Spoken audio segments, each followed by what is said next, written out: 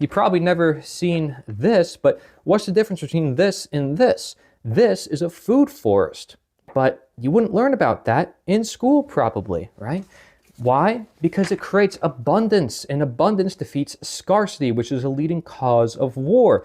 Instead of having this barren land that produces no assets, no valuable gain to you, your family, your community, you can have so much that everybody looks up to you. And that is how we defeat a lot of the inflation going on, a lot of the food scarcity. This is huge because slaves in history don't own much. They are kept away from owning much. And many people worry about this saying called, well, you will own nothing and be happy. Well, if you aren't allowed to grow food as basic as that is, what do you expect, right? Slavery started with the beginning of civilization, we say, well, also with agriculture, and that's when nutrients started to decline.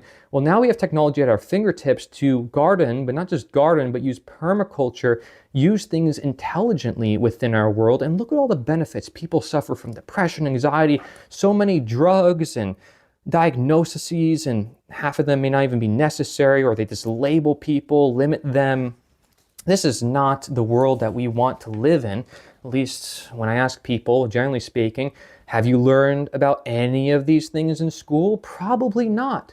Because again, knowledge is power, right? Frederick Douglass said it to us himself, right? When it comes down to it, the only knowledge that really matters is how to purify water, how to grow your own food, how to hunt, how to fish, what plants are edible, how to build, and how to love.